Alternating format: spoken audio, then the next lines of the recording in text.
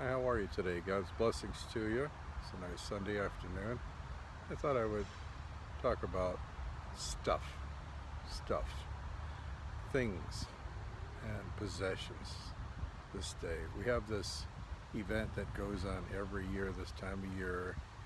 It's supposed to be for the weekend, but it starts rolling around Thursday and picks up around Friday and Saturday, and it closes down mid-evening on Sunday, and it's called the Garage Sale Trail, and it's this huge gathering all along the eastern thumb of Michigan. It just goes for miles and miles, where everybody and their brother sets up stuff in their yards and sometimes go together, and sometimes they'll occupy like church parking lots and things like that, and just people buying and buying and buying and selling and selling and selling.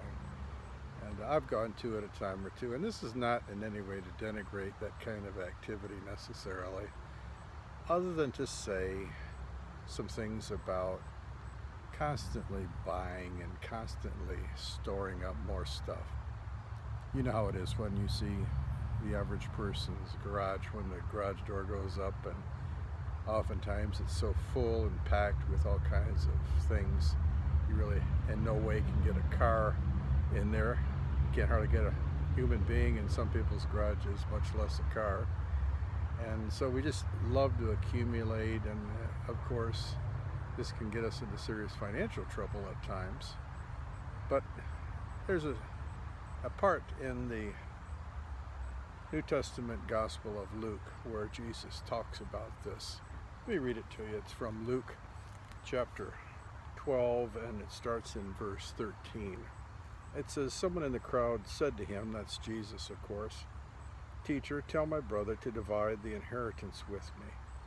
But he said to him, "Man, who made me a judge or arbitrator over you?" And he said to them, "Take care and be on your guard against all kinds of covetousness."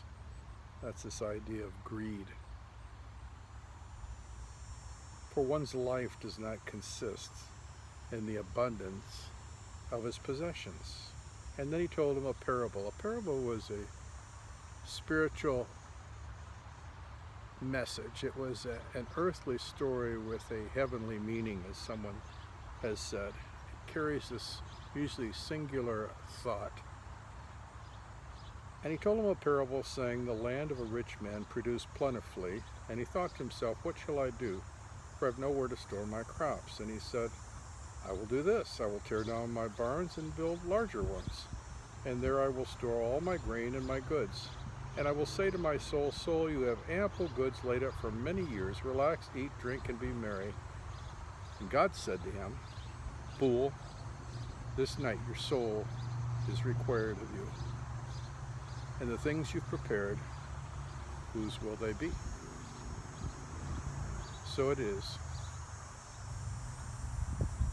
the one who lays up treasure for himself and is not rich towards God.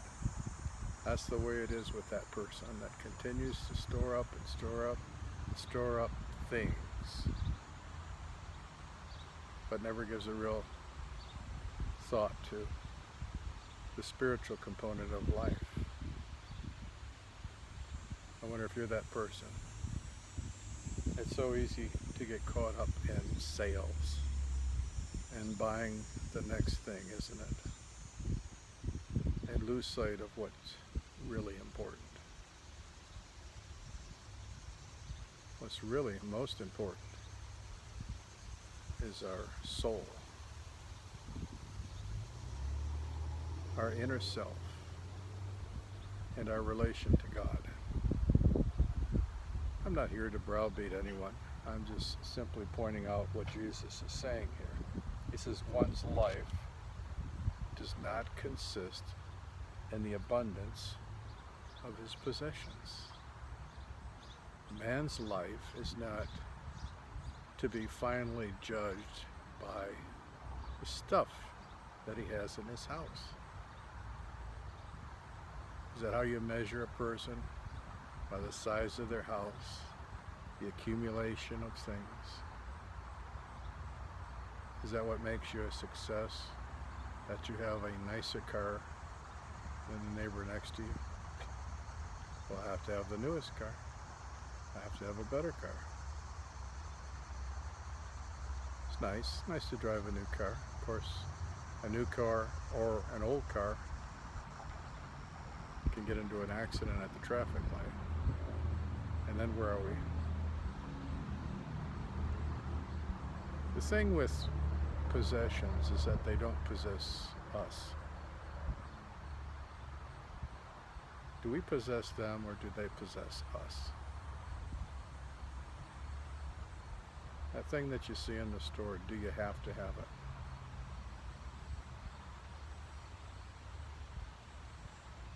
Do you really have to have it? I want to live in a nicer place. Okay. Why? Isn't it remarkable?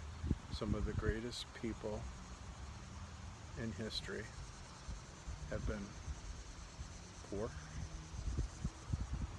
Think of Mother Teresa. What did she have? What little she had, she gave to the poor in Calcutta. Buddha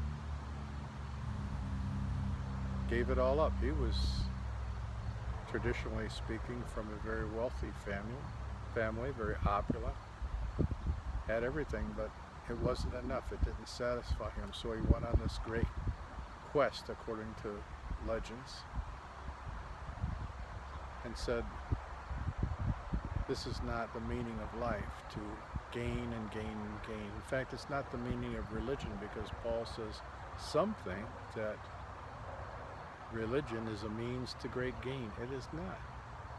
And of course, there's Jesus Christ. He didn't have a place to lay his head. He slept out in the fields and under bridges,